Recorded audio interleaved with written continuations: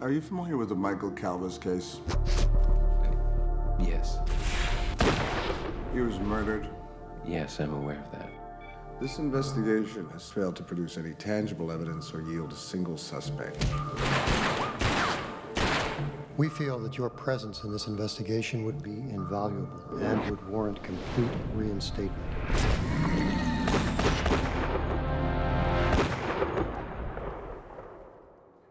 Narc started as a short I did in college called Gunpoint. And the inspiration for the short was Errol Morris's documentary, The Thin Blue Line, which was basically about the murder of a Dallas police officer in 1976.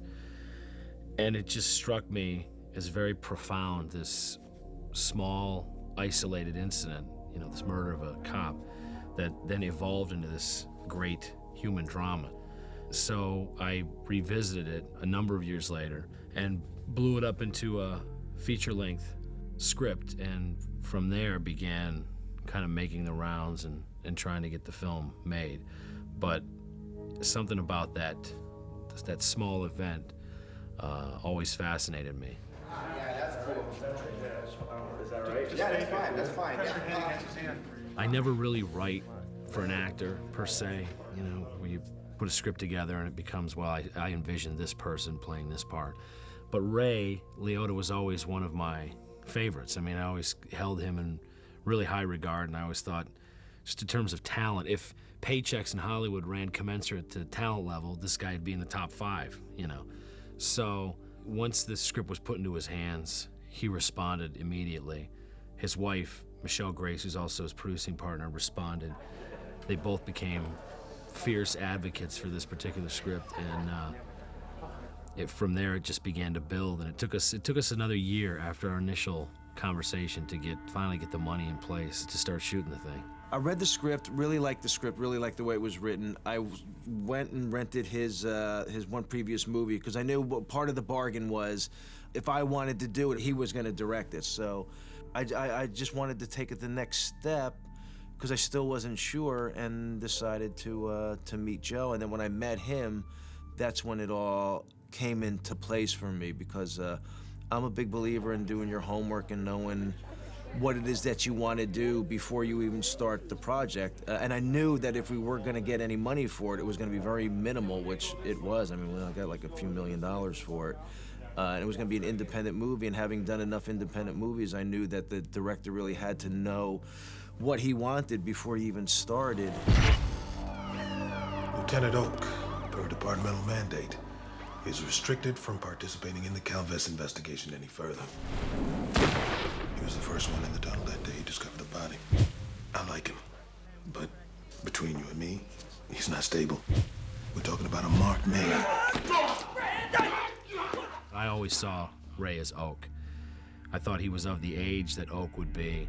I thought that Ray was at a point where to do something that was a little more steeped in the kind of the school of the Pacino and De Niro, and where you really just inhabit this role as opposed to playing this guy.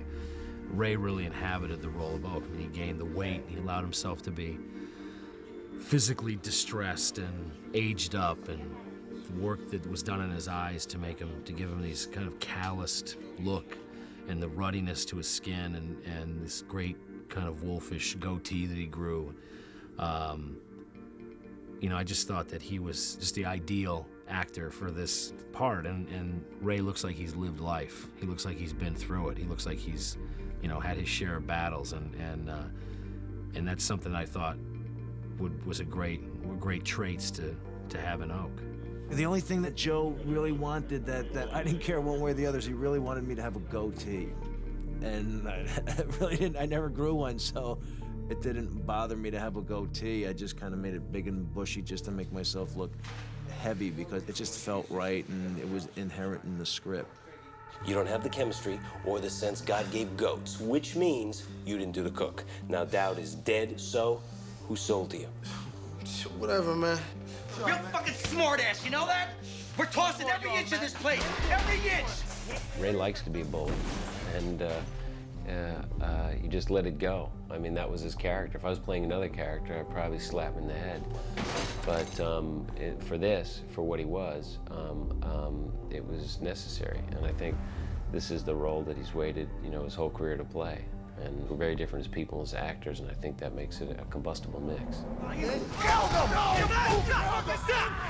not like this. No, stop. Listen. I'm gonna get on the horn and call Wagner. No. No. I want some time alone with these two. Okay? All right, yeah, okay. Jason Patric was one of my early choices, and I just thought, just in terms of actors of his age and his generation, I don't know if there's anybody better than him. And I think he's made a habit of, and he's made a practice of, taking stuff that's really exceptional and only working on films that he really truly believes in. Carnahan was open to a lot of ideas. That's one of the reasons I decided to do it. Because I had played a junkie cop before, and I wanted to do something that was totally different. Joe came up with Jason, and we met him, and luckily he was interested, and he was just right. His energy was right. He was mature enough that he wasn't going to try to compete, because my character's very intense and pointing fingers and bullying, and sometimes an actor doesn't allow themselves, their ego comes into it aside from what they're supposed to be doing on screen. And Jason, he's just a solid actor, and he fulfilled his responsibilities with his character like I think I did with mine. What the fuck are you doing talking to her without me being here? Brought her husband's things over. Yeah, you questioned her. What for? What for? Mother, may I? We said we're gonna do some of this on our And own, some right? of this doesn't extend to her, and don't get fucking cute with me. Both of those guys did the movie for almost no money, comparatively. I mean, they both could go out and get quite a bit more. And I thought at that point, I've got two really fantastic blue blood actors, guys that are first and foremost about the craft of acting. Here we go, guys. Going on. That's me. 26 Baker, take 2. Mark. Frank. Action. We had our first conversation early on. We talked about it. We talked about it in very general terms. And it wasn't really until we arrived in Toronto and started to sit just at the table and talk about motivations and philosophies and character influences and so on and so forth that we really got into the crux of it, and we really started to go beneath the surface and talk about, okay, who is this guy as a man versus this guy? How are they similar? How are they completely different from one another? And that really just evolved. It was just a series of conversations, and it was a lot less about rehearsing and ad-libbing and so on as it was about just talking about the characters, because I think that, to me, was much more valuable than let's sit here and read the script. Let's sit here and go through lines, because I'm also a believer in the idea of try to keep that material as fresh as possible for the day and let that breathe and let that stay as viable as it can and as fresh as it can possibly be. It was much more of a forum to discuss things and talk about the approach. We didn't have much rehearsal. I mean, we talked through the scenes a couple times, and I think, worked on dialogue that worked and didn't work beforehand. I think if dialogue works and it's good, I like to make it work and not add a bunch of hoes and hums and all that. That's usually comfort for the actor. That's not the character, I feel. And as far as Liotta, I didn't really hang out with him because I just dealt with him as his character. I thought that these are two people who are investigating each other and are connecting with each other as the story goes on, and it's much more interesting to see that happen on screen than backstage, or at the hotel with a few beers. This is the police!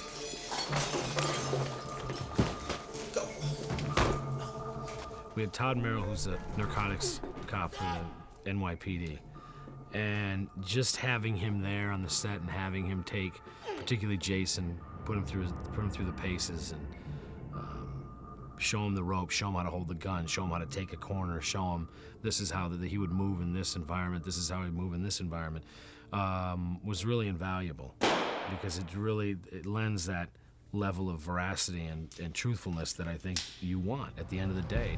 That's what we were going for. We wanted it to feel as though you're eavesdropping on a real event, and therefore the look of the film should be reflective of that.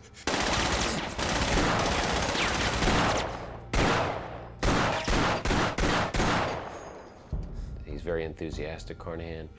It was a script. He didn't consider it Bible. And then once we got it down, we really wanted to make it seem like you're watching a documentary, so that overlap in dialogue, and it's really what we have. We have it all down, but just letting it flow and fresh and having the camera catch just enough pieces of it so that you understand it, but that you're not being dictated to. Come on, listen, I want to apologize for it now, okay? They get paid to put people on the spot. I made the money today. All right, come on, wait, hold on, come on. You're gonna make me fucking chase you, come on, give me 10 seconds. My wish and goal was to shoot it in Detroit. I wanted to shoot the whole film there. I mean, I think it's like the great American city they gave up on, you know, and because of budgetary restrictions and so forth, we had to go north, which is fine because geographically they're very close to one another, and they're also, the climate of Toronto and Detroit, especially in the winter at that time of the year, is almost identical. And we were actually able to shoot one day in Detroit, which became invaluable. And it was a real guerrilla, you know, we got like 40 or 50 setups in a day just running around Detroit and picking this stuff off. So, and the first shot of the film, the first frame, you know, of Jason Patric was shot in Detroit. And I thought it was important that that shot established it, and it kind of sets the tone for the rest of the film. Well, when I went to Detroit, we did is we had to find all these locations, or we just got in a van and tried to find things, and we had a cop with us, and I think we just came up with the idea. I said, look, just wire me up, and I'll stop some of these people on the street. We had a camera, a long lens, in a van, and they wired me up, and the cop that we were with, he actually gave me his badge because my badge was a movie badge. He said, these guys don't know what a fake badge is, they sell them. And we're in a bad area, so he said, you know, you got to really be careful what your hands are. There's a lot of people be holding. They might have a gun, they may have a knife, something. I mean, I'll be behind the van, but it will take me a minute to get there. By that time, I was just so tired and, you know, thrashed from the whole movie experience, it didn't matter. And so that stuff in those montages, when you see me, yeah, it's just people that think they're actually, you know, being questioned by a cop. Hey!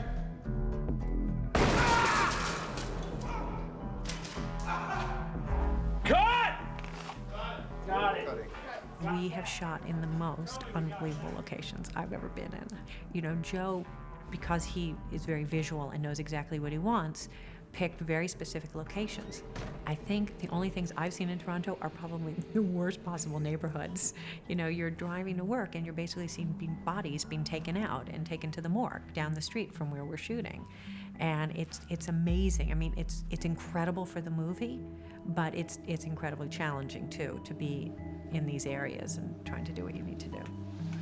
I felt, you know, having grown up around that area, that Detroit to me was this great kind of industrial wasteland, and it just had this unique sense of despair and loneliness and desolation and desperation and all those great things. And I thought that these are elements that will work beautifully against Jason's kind of emotional landscape, his whole journey.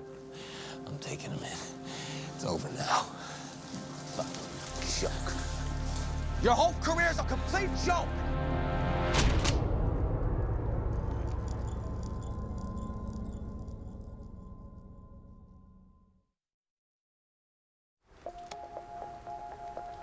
Two months ago, a walking tunnel off of West Grand. You found out there was an undercover cop in the group. You confronted him, you overpowered him, and you shot him. He's lying to you. He's lying to me? What's he lying about? He's lying about what went down in that tunnel. Calvin seen them at the same time. Your partner Oak is dirty. You shot him. Say it. Enough! Say it. Stop! You say it, you get out of here. The story behind how this movie got made is as inspirational in its own way, because the passion that was on screen was equally strong off screen in order to get this film made. I mean, it's hard to get movies made in this marketplace, in this day and age. It's very hard to get small, passionate, you know, labors of love made, no matter what the budget is. You guys want to do one more? Or one more with camera? We should do one with camera. That's a good idea. We had 28 days to shoot the film, and I never knew what our final budget was, meaning that it was much more of a, where's our money, you know, every night. We don't have money to buy film. We can't pay the crew.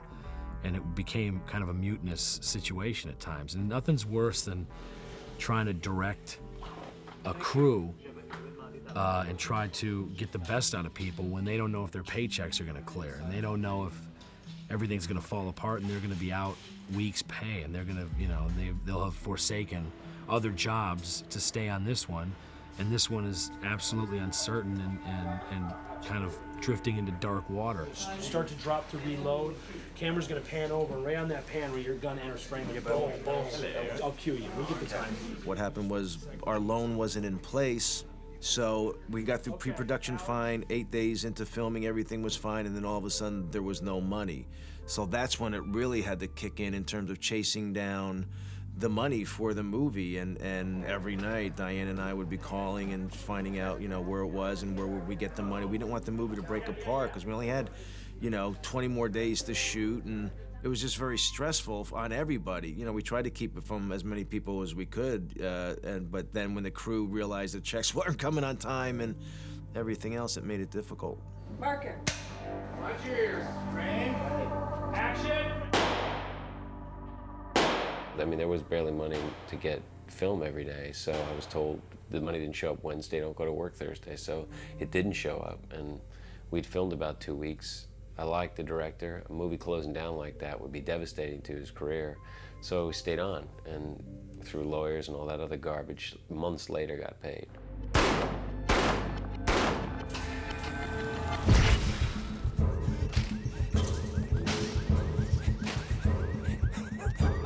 I felt that the foot chase on a whole was in dire need of an overhaul. So that first sequence for me needed to convey a number of things.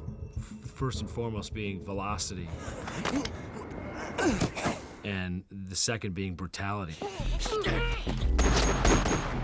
These things kind of go hand in hand, that to run that hard and that fast over a great distance is exhausting, and you really pay for it. And I wanted to get that across, like what that sounds like, what that would feel like. And again, to place the audience in as much Jason Patric's character's mind and his viewpoint as possible. And it's funny because on the day we shot that, I had to throw out a number of, like a dozen camera setups that we couldn't do, just because in the winter in Toronto at 4:30 in the afternoon, it's pretty dark. You've lost most of your light. And I'm actually glad that it happened, because I think my tendency would have been to overcut that scene. And what you have on screen now is just its component parts and just everything you needed to make that scene work. And it's really stripped down to nothing. I mean, we pretty much used everything we shot.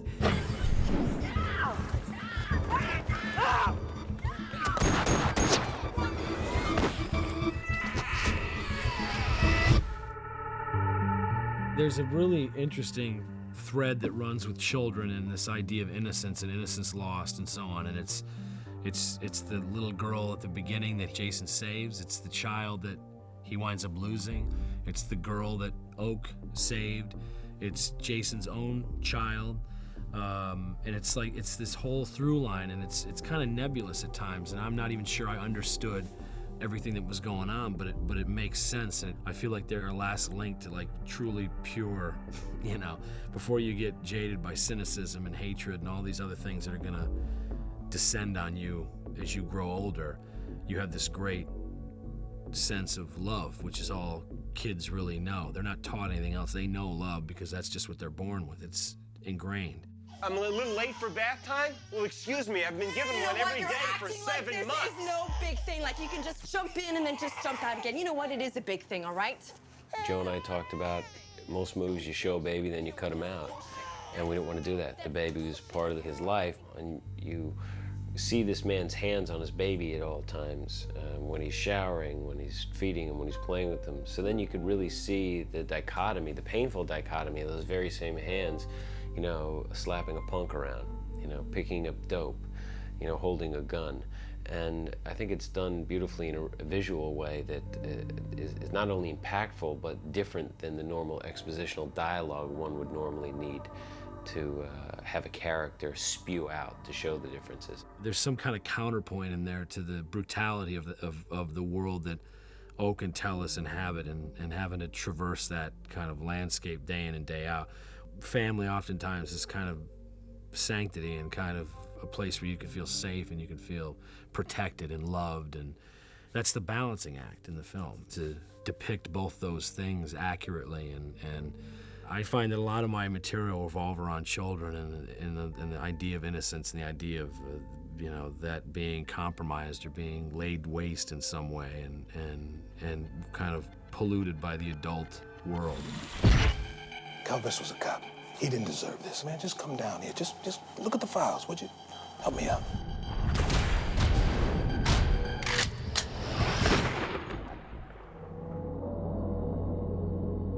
We really looked at the tunnel. I knew that what I wanted was a sense of everything being very murky when you see that shot. To me, truth is an intellectual concept.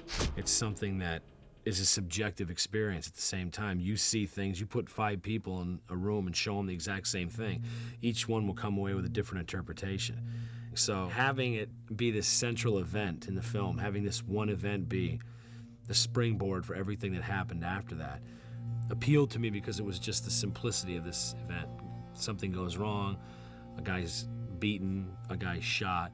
That's the story that everyone's been told. And therefore, when you start getting contradictory accounts, that forces you, I think, as the filmmaker, to honor what that is and to show what that is and how these characters are seeing this event kind of played out. That part of the story is like the MacGuffin. It's the thing that you know you're going to come back to, and you know you'll get resolution. And at some point, that's what you want.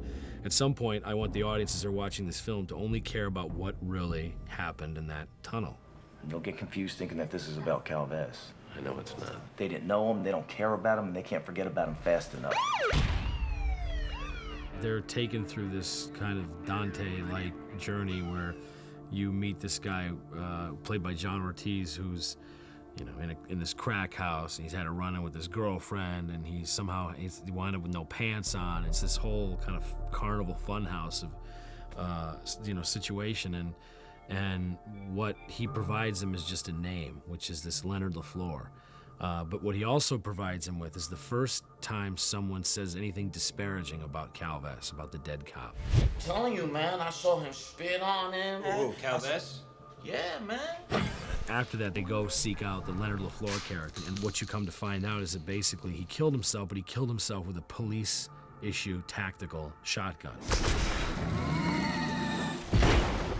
Now you've got your first disparaging comments about this guy, and you've also got an evidentiary link in some way to a cop, which may or may not be him. And of course, the Deacon character, the kind of the glue-sniffing junkie, basically gives them the name of a dealer, and that's really the final link to get you into the back end of the film. I ran that name that Deacon gave us, Darnell. They all used to work at Titan's Auto. I want to check this place out. I wanted to go down in this chop shop because it was kind of my ode to the pre-Miranda cops, which if they found a suspect and they needed something out of him, he didn't leave that location until they extracted what they needed from him, be it, you know, tie him to a chair and beat the hell out of him, or just lean on him until he gave it up, or just keep him there until he wants to, you break him that way. So I wanted everything to kind of be unveiled in this moment, and I wanted it almost too that it had a very theatrical kind of stage, and you've got these 2 guys handcuffed to a chair, and you've got this kind of predatory element in Ray's character, which is he's very much looking at him and judging and making assessments, and he's also trying to control the situation completely. I ain't murder no fucking cop, man. I never And I'm gonna toss this place. Is there anything you want to tell me? The way I approached it was like a 2-pronged attack, which is at the beginning of that sequence. You see Busta Rhymes' character, which is a character named Barry, and Richard Chevalier, who's the other guy, his name's Steeds. All you see of the 2 of them handcuffed to this chair, really they're silhouettes, and you really see them only in profile. And they're subjugated in that way, and they're very much objectified because they're not given a real voice, they're not given any real, they're in the dark, they're in the, you know, and it's very deliberate framing, and it's really to say this is Oak's show. This is Ray's character. He's running the whole thing, and he's gonna do what he's gonna do, and you guys are gonna remain there and be nothing more than that. What'd I tell you? They get dumber every year. The second part of that is once Oak exits the warehouse and Tellus is confronted by this idea that maybe this guy is really not telling me the truth and maybe there's something to talking to these guys and figuring some things out. And when he makes up his mind to lock that door and to start questioning these guys on his own, that's the first time we see them shot from the other side. It's the first time we give them a face and we give them a voice, and you see they've been brutalized and you see they've been beaten and so forth. Who you think snitched you out to doubt about being a fucking cop, man? Come on, man, he came after you after Calvez told him you was 5-0. He's a cop. He's one of me. You think Calvez is some kind of a fucking saint, man? That's something he about the furthest thing from them. The chop shop was miserable. You can see the breath and the steam off people's head. It was colder in there than outside. It was just disgusting, and years of gunk and grease and oil and toxic fumes mixed with that cold. And I mean, it was condemned. They knocked it down after we left. So I think it was the most miserable place I've ever worked, but it really added to the film, that's for sure. You're fucking with something you can't possibly understand. That motherfucker Oak started shooting, he shot Cal. The ending of the film for me was the reason for the journey. It's to understand why people do what they do. And I think Narc is really a film dealing heavily in kind of relative morality. And I'm always fascinated by what people will do for someone else that they love. What lines will they cross? What lines will they not cross? And I'm always more intrigued by characters that I think exist in this kind of gray and aren't all the way prim and decent and good and aren't all the way evil and nasty and bad. They straddle those two worlds. And clearly Ray and Jason and their characterizations, they clearly, you know, fall into that category where there is that kind of netherworld between good and bad. Drop your weapon, step away from the suspect! If one's gonna believe that in a man's last dying breaths, he's gonna tell the truth or he's not. Either way, to tell us, it's just a monumental earthquake. This guy that he's shot now and killed may not have been guilty, and even if he was, Tellus has given up his wife, his family, everything for this obsessive drive to somehow cleanse himself. And now the truth doesn't even exist, certainly in a way that he could pick it up and go with. I think that's what people question at the end of the movie. And it makes one look at all aspects of truth, what it means, what it's worth, and ultimately how it changes your life. I think Jason's character at the end inherits this legacy from Oak, which is what truly happened with Calvez and why Oak has gone to such extraordinary lengths to keep that safe and to keep that bit of deception away from the world at large. So there is a sense of guilt. At the same time, I know the movie ends with some unanswered questions, but the film ends where it should end. That's the conclusion of that particular story. The story ends in that warehouse. That's the logical conclusion right there. That's where it should stop. Once I tell them what happened, it's on the tape and there's no need to go further. I guess maybe if we weren't doing an independent movie and it was more of a Hollywood movie, if you will, where you have to, you know, tie it up a little neater and so people maybe feel a little better, that'd be one thing, but we weren't making that kind of movie. We're trying to be as truthful and real to the story, to make it as raw and honest as we could. And I think, too, it's also kind of an homage to Billy Friedkin and the French Connection. Popeye Doyle goes running off into the dark after the Frenchman who was long gone, and you hear a gunshot. And this is after he's just inadvertently murdered an FBI agent, and he's gone. So it's, you know, I really love that, you know, that you don't, you know, put a nice bow on it and gift wrap it for everybody at the end. Effects are ready. Everything's ready to go hot, right? Guys? Marky? I think the other great thing that happened was the fact that the film was made in this vacuum because no one was looking over my shoulder saying you shouldn't shoot this, you shouldn't shoot that. And it was edited in a vacuum because I didn't have anybody riding me. And having that kind of creative leeway was great, and it was almost worth the hassle. It was absolutely worth it now. The hassle of what we went through to get to that place where I wasn't being bothered by anybody. I think it was right after Sundance when the film went on the Bel Air screening circuit that Tom Cruise saw it, and Paula Wagner saw it, and it became suddenly this film that Paramount may purchase from Lionsgate. They may buy this film and make it a major, like a big Paramount release. So for that to happen to this movie was the most stunning kind of turnaround. I took a look at this picture and I was absolutely pinned to my seat. And so I just sat down, I started talking with Joe, and he started telling me the story of what they went through to get this picture made. And it's inspiring. He's somewhat a force of nature in terms of his own commitment, his enthusiasm. He has an infectious way of bringing people into the world that he inhabits that has so much passion. He knows every nuance of every character of every moment. And if you ask him about anything, he sees it so clearly. Right from the start, he knows exactly what he wants. So he's very clear, and it's incredible to watch him talk to the actors or talk to, you know, production people and say, this is what I want, this is how it has to be. He's very, very clear. I love the performances in this movie. I love the storytelling. He got everything out of this film that I think a director could hope for. As a fan, you know, when I see films, I get so excited because I see what he's created, what they've all done together, and I look forward to what he's going to give audiences in the future, you know, me included. 26, take 2, Mark. This film is as impressive a debut film as I've ever seen. I mean, it's a man with total command of the motion picture medium. In my opinion, it has not gotten the respect that it should have. To me, it should have won every award at the Golden Globes for acting, cinematography, whatever they give.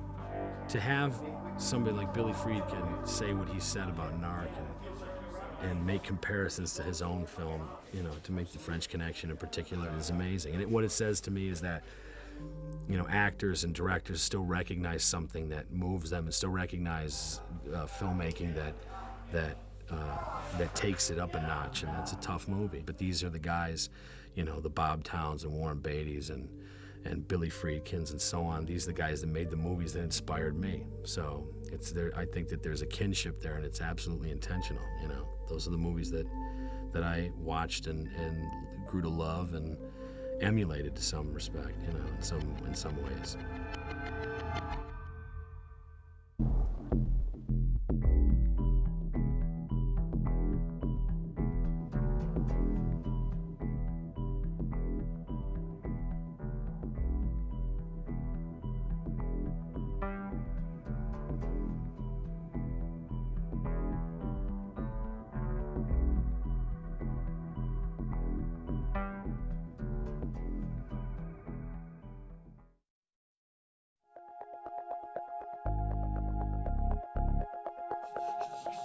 Two bangs. And then you start to drop to reload.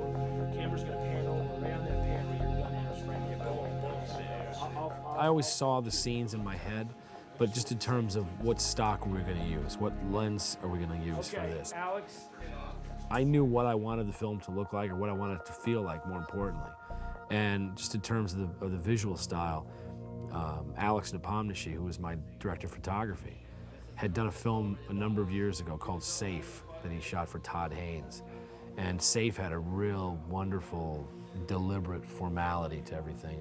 You know, very cold and very austere and without a whole lot of emotion or feeling. And yet it was inhabited by characters that you did care about and that you did identify with. So I thought that was for Narc, that was very apropos, that style and that approach. Because the story takes place in the winter in Detroit, I thought that the exterior should be done in cold tones, having bluish tone to them. And you oppose that with this wonderful, warm, kind of glowing atmosphere within his home, you know, this sense of kind of home and hearth, and everything here is warm and everything here is inviting and safe.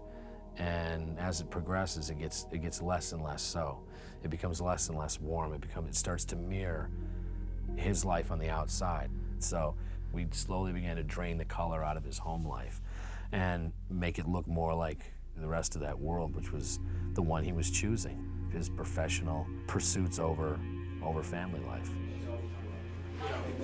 Wait, because they're not all the way around. We can't see him. And then boom.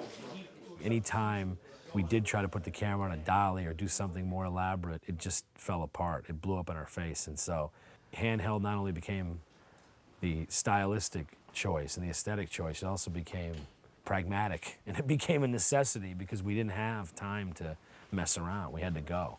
But it worked beautifully. And I'm proud of that. And I have a preference for handheld stuff because I think you just feel yourself more a part of the action. It took us a while to find a tunnel that I thought was right for that opening shot. You know, the reveal of, here's the tunnel. And the way we approached it was, I knew that I was gonna cross-cut that material with Tellus, Jason Patric's character, reading over the case history and reading the incident account and what happened to Calves, So he doesn't know anything really about Calves. He doesn't know anything about his assailants other than there may be two guys. He knows it happened in a tunnel, but he's not really sure. So everything is it's very nebulous when you see that shot. What is in focus, however, is the rain, because he knows what rain looks like. So what Alex and I decided to do was to play the rain in focus and everything beyond that out of focus. So you have to look through and it becomes very murky and it becomes very hard to discern this person from that person. And that was a very deliberate approach. And even when we're in the tunnel and you've got stuff now in the foreground, you've got action in the foreground, we chose to keep the rain in focus still. So now the rain in the background is in focus, but the foreground is completely out of focus. So that was a conscious decision that we made and a stylistic one to stick to that, just that kind of idea, that notion that this guy really doesn't know what happened. And that sequence was shot on reversal stock, which is an older film stock, which they used a lot in the 60s to shoot newsreel footage. What we did with it was we shot it and it was cross-processed as negative film. So what happens is it creates this almost surreal kind of quality where the colors look, there's a vibrancy, but there's this weird dulling of everything too. And it really did wonders for me in just delineating one from the other. Now you're seeing an event depicted in the past, now you're seeing the present, And we wanted to keep that, fairly consistent. And the one time we indulged anything other than that was when Liotta's character, Oak, is giving his account of what happened in that tunnel, and that's the one time I just decided to make the film black and white, because for a guy like that, there's no gray area to explore, It's his truth and his account, and therefore it's black and white. They killed him, period, end of story.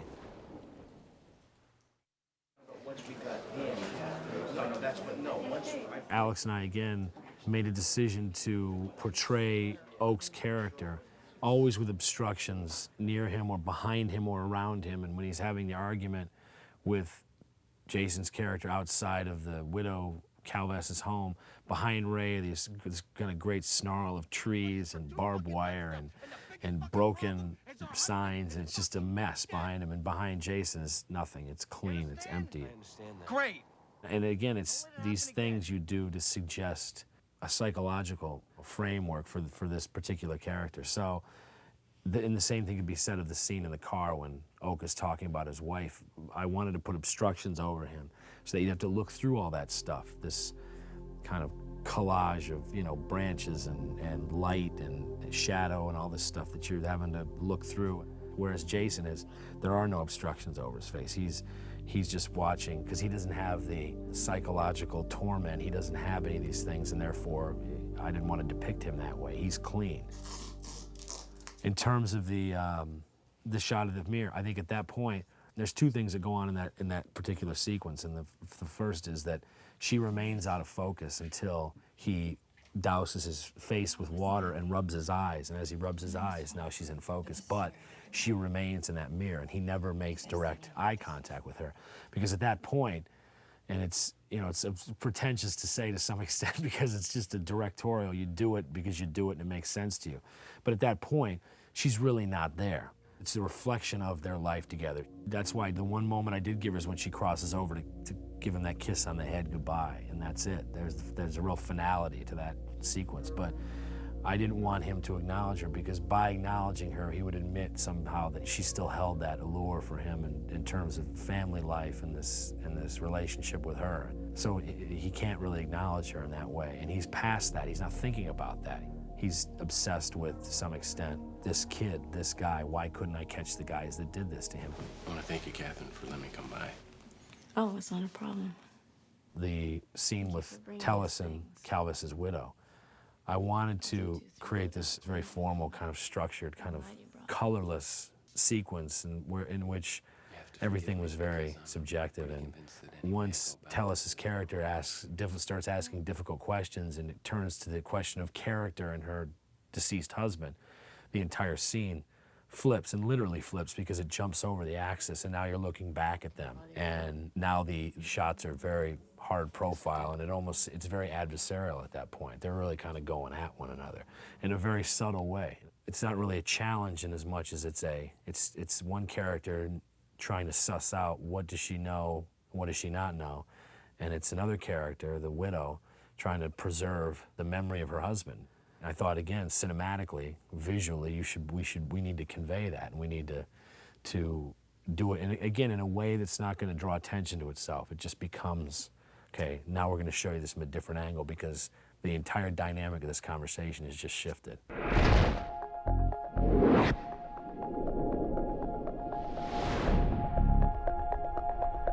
I think that the way we approached the editing was based solely on character and based solely on story. How are we going to tell this story effectively? What will this necessitate us doing in terms of the editorial approach? When Ray and Jason's characters go into the apartment, we used a series of jump cuts and literally eliminated all the pauses between the action to give them a sense of you're in there, and you have to deal with that. And again, it's like being kind of, hit with cold water. It's like, whoa, that's how fast it goes off. This movie had a very interesting and challenging style for a film editor, and so in that regard, it was great for me. I mean, I really got the chance to do things that I would never be able to do, on another film. The opening scene is obviously very rambunctious and very high energy and very violent and very immediate. It really was about propulsion. It was about go, go, go, and kind of pedal to the metal stuff. Well, Joe, we got the dailies, and I think Joe was worried because, I think they'd wanted to do it with more coverage. There's some things that he wanted to do that, quite frankly, they didn't have the time to do. And I remember he called me, he was like, how does it look? And as you see in the movie, I mean, it's not a lot of cutting that has to be done with that scene. There's a few invisible cuts. And there's a moment when Jason's character reaches a brick wall and goes up it, that we did a series of 3 dissolves. And it was really just to give him speed over that wall, because he couldn't get over that in the amount of time we needed him to get over it in. There was no sound. They shot it all MOS, and then we had Jason running around on a track field later on, to do his breaths and things. And we put it together, and it just, it really was heart-pounding. I wanted to show the progression of an investigation without doing the standard door-to-door, scene-to-scene. The way that lays out, I just thought was boring and hackneyed. It hadn't been done, thousands of times. So we created this sequence, this quad-screen sequence, split screen, where you're literally following the name Jimmy Fredericks around the screen, and they're going from place to place. And what it's doing is it's showing the investment of time and the progression of the case, and them following leads and chasing this and chasing that. And you're doing it, I think, in a very economical way. And you're doing what would normally take, 8 to 9 minutes in about 2 minutes. I mean, I don't think it's a device you can just pull out of your bag and say, let's just make this a split screen. I think it really has to be a special, scene in a special movie that'll hold that up. Yeah, that's awesome. Yeah, it'd be perfect. If it's that good and it's sourced, and it feels like it's coming out of that room, I may leave it. I don't like to rely too much on music in the early stage. It's good to temp music into certain things, but I think the scene has to work with nothing there before it can be adorned with any kind of score, any kind of musical piece to accentuate it. It has to really work on its own, with no additional elements to it, musical elements. But it should not be me helping him out. Gotcha. We knew we didn't want to hit it over the head with music. Brian Ross, our music supervisor, put us in touch with Cliff, and we were both huge fans of Cliff, and he's Steve Soderbergh's guy, in most pictures, and we met him and felt like he was sort of the right choice. Cliff, just on a whole, his music was really helped us a great deal, because it gave us this kind of emotional element that we didn't really realize was there. Cliff had a really interesting sort of angle on what he did. He used a lot of material from like junkyards and things, like metal, and he'd get big, aircraft, sheet metal, and he had all this stuff hanging in his house, and he'd hit it and bang it and treat it, and a lot of the sounds you hear are really treated, banging of junk. I mean, it's amazing. He's really an amazing guy. But it all really worked for the film. I can say that I'm incredibly proud, and I think I got a chance to work with some amazing people, and some people that their talent made this film that much better, and their support and their contributions made all the difference, I think, and made sure that, at least in the final analysis, we made something that shook it up for a little bit, and if it doesn't hang around and people don't remember Narc in 20 years, that's okay with me, because it's about living in the moment. This moment right now is pretty great. I'm Detective Lieutenant Henry Oak of the Detroit Metropolitan Police Department. This is Detective Sergeant Tellis. We already know who you are, which is why we are here. My wife, who was the head of Paramount Pictures, had a cassette of it, a video cassette. And she said, you might be interested in this because the fellow who directed this is a big fan of yours. Well, of course, that was not a turn-on for me. I've heard that before and looked at stuff and been disappointed. So I first saw this on a video cassette on not a very large television screen, and I was mesmerized. I thought it was a great, great film. So then, this is before it came out, I had a private screening of it, and it confirmed my thought when I first saw it that this is really the most honest film about police procedure I've ever seen. I actually didn't relate it to the French Connection, other than I was told that Joe did.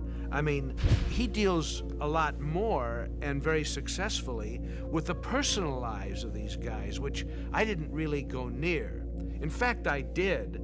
In the original version of French Connection, I had 9 more scenes that was about their personal life that I cut out, because I thought, it was irrelevant to what I was doing then. But he managed to integrate their personal lives wonderfully, and the way that the Jason Patric character and his wife and son interact is something that I've seen over and over again in the real lives of these detectives who are away a lot, do difficult work. It screws up their brains. And what Carnahan did was just let it be played. He did not do any sort of fancy camera work to pump it up. The heart of Narc is the personal relationships. The work of the detectives in the street, we've all seen before, but not as realistic as this is.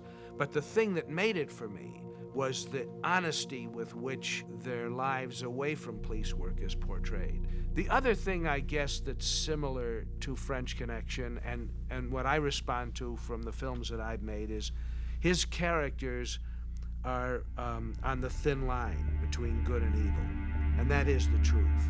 Every good cop has the soul of a criminal, and if he wasn't a cop, he would probably be a criminal. And that's why he's good, because he understands the nature of the criminal. This is the truth of good police work. They can think like the criminal, and that's why they're effective in dealing with them.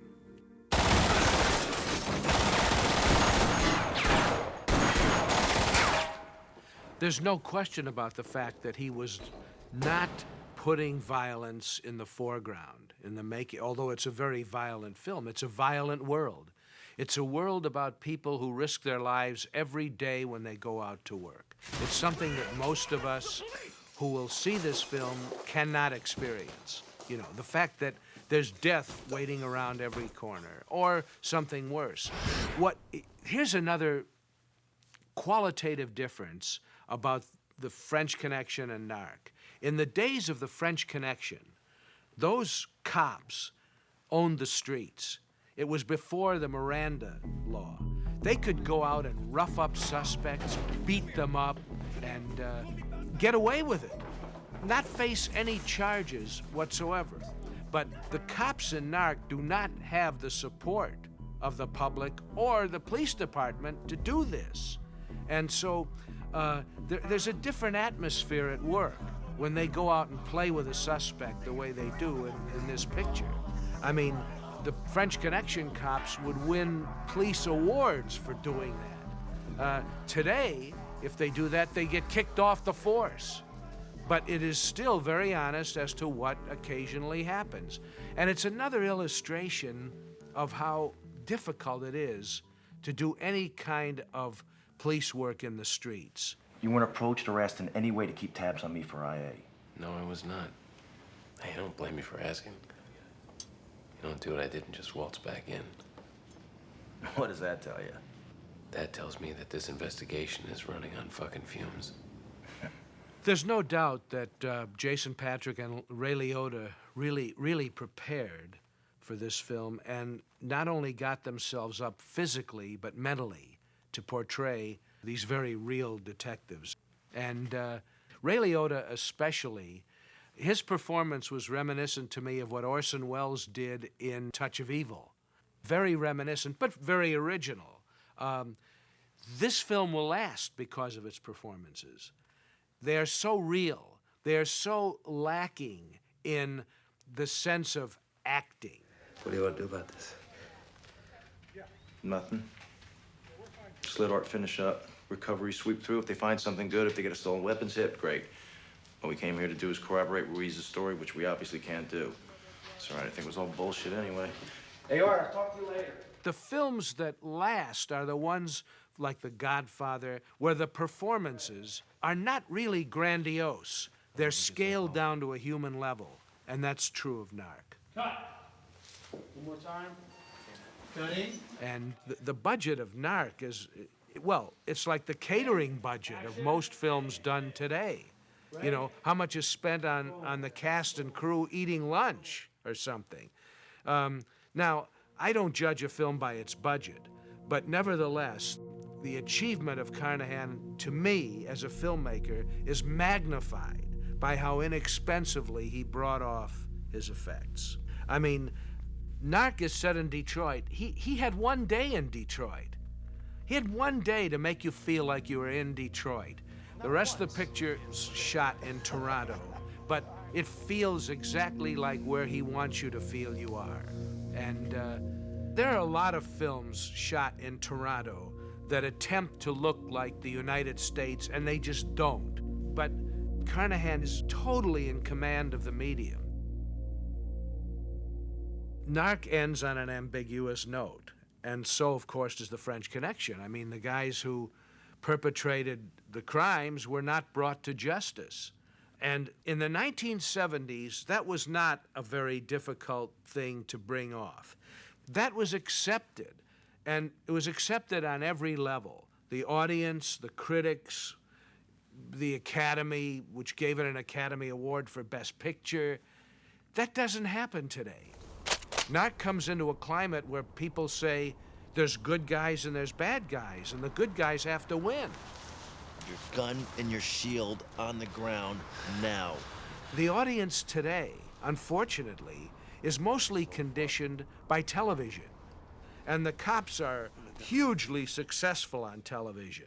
You know, they're superheroes, you know, they're cowboys. And the audience is conditioned today to that. So something like Narc comes along that is something of a throwback and retro to a period when you could express more and didn't have to worry about what was politically correct or not. A lot of people now talk about the great renaissance in American film in the 70s, which I think was true with people like Coppola and Scorsese and Spielberg and Bogdanovich and many others. One of the differences between those directors then and the younger group today is that the people in the 70s had great success with their films. The audience was on the same wavelength with them. Today, I think these young filmmakers are every bit as talented as those guys, but they are not really connecting with the mainstream audience. The people like Paul Thomas Anderson and Wes Anderson and Spike Jonze and now Joe Carnahan. As far as I'm concerned, their films are the equivalent and have taken American cinema further than we did. But the audience has not caught up to them. Critics have. You know, there's great critical affection for all of these films, and I think they're brilliant, especially Carnahan. Few American films today carry the weight that a film like Narc does. I believe this film will be around for many, many years to come and will be hailed as a masterpiece. It's a really great movie, and I appreciate it very much. My hope is that Carnahan will pursue his dream.